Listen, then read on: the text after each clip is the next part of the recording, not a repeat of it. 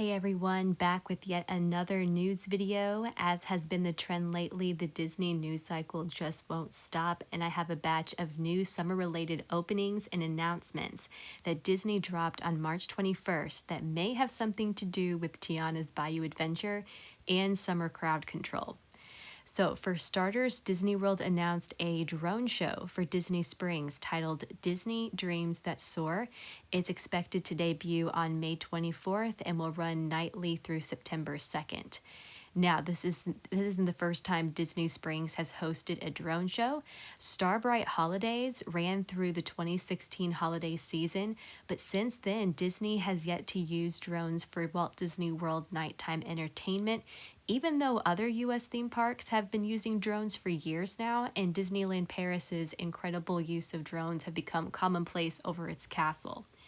So, Disney Springs' Disney Dreams That Soar show is described as celebrating the joy of flight with state of the art drones choreographed to create designs in the sky and paired with and this is in quotes, soaring musical score and memorable movie quotes.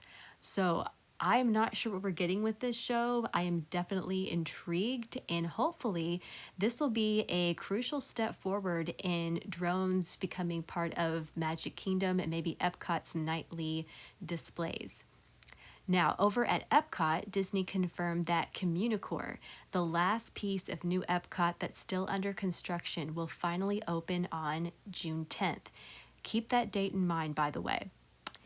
And on the CommuniCore Plaza stage, Epcot will be offering an Encanto show called Celebración Encanto with Bruno and Mirabel from June 10th through September 6th. CommuniCore will also offer greenery and relaxing spaces, including what's called Inspiration Gardens. And according to the Disney Parks blog, more food and beverages and entertainment to come. Disney also noted that CommuniCore Hall will be the new home of Epcot festivals and described other celebrations, that was in quotes as well, which was followed by the tease of more on that later. So, does other celebrations mean we're getting additional seasonal events apart from the Epcot festivals? I'm really curious to see what Disney has in store with this. I'm also thrilled that we're finally getting CommuniCore Hall to complete all of Epcot. This is going to be an indoor and outdoor location. The size looks pretty big from what I can tell, not only in concept art, but in person. So this is a huge milestone for Epcot and Walt Disney World. Lastly, CommuniCore Hall will be Epcot's new meet and greet destination for Mickey and Friends. Now, two small news stories I'm just going to briefly touch on. Animal Kingdom is hosting the 30th anniversary celebration of The Lion King, which, if you've been paying attention, begins on June 10th. June 10th is definitely a theme here, and I'm going to get into that in just a minute. Anyway, this anniversary celebration runs through September 6th, and there will be a new merchandise collection, a special dining menu, and additional meet and greets.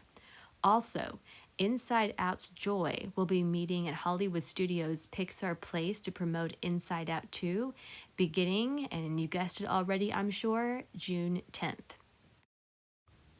At the time I'm recording, which is the night of March 23rd, the D23 down in New Orleans celebrating 15 years of the Princess and the Frog event has just concluded. And while myself and other Disney enthusiasts thought we may be getting an opening date for Walt Disney World's Tiana's Bayou Adventure, that did not happen. We didn't even get a still or a teaser or an inside look at the ride. It seems like they just had some celebrity appearances and shared a few details about the ride that fans already knew. So, that has been debunked. We still don't have an opening date for Tiana's Bayou Adventure. However, all the announcements I just shared with you, that may be key to what Disney is planning. You see, Disney hardly ever opens something new at one park without opening something at other parks to help spread out the crowds. It's a crowd control thing. So all these things opening on June 10th, such as CommuniCore, the Animal Kingdom Festival, the Disney Springs Drone Show, which actually opens earlier than June 10th, but will be running throughout the summer. This may all be indicators of when Tiana's Bayou Venture may open. So June 10th might be the official public date to experience the ride. I still think it'll be open by Memorial Day. That has been my prediction. I tend to wonder if there may be a media event or the grand opening will be Memorial Day, but then general ticket holders will get to experience it on June 10th. That is possible. That kind of thing happened with Tron last year. Tron officially opened before it opened to general ticket holders. So we will see, but I would keep an eye on that June 10th date. I think it's a bit of a clue. As for when we can expect to actually get that date, the new prediction amongst Disney enthusiasts is the first week of April, which is when Disney CEO Bob Iger has his next earnings call. He loves to make announcements during these earnings calls to help build confidence for the company and Imagineering. I believe the next one is April 3rd. I need to double check that. But I would keep an eye on the first week of April for when we can expect Tiana's Bayou Adventure opening date to be announced.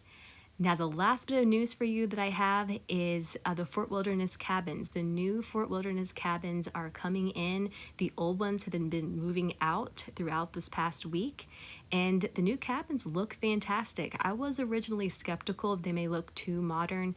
I am not a fan of Disney's latest resort decorating trends. They don't look that Disney to me. These cabins, though, I'm a fan of. There's quite a few Disney touches. There's a reference to River Country, which is Fort Wilderness's old water park that closed down that was incredibly popular at the time. There's quite a few nods to Chip and Dale, Mickey and Minnie shorts from back in the day, and I love how much light there is in these cabins. I loved the old cabins, but they were incredibly dark, so this is a welcome change. Those cabins are actually available to book now, and guests can start to experience them in the first week of July. All right, that is all I have for today. We will see what the next week will hold. We'll see what the first week of April will hold. Please stay tuned, and as always, thanks so much for listening.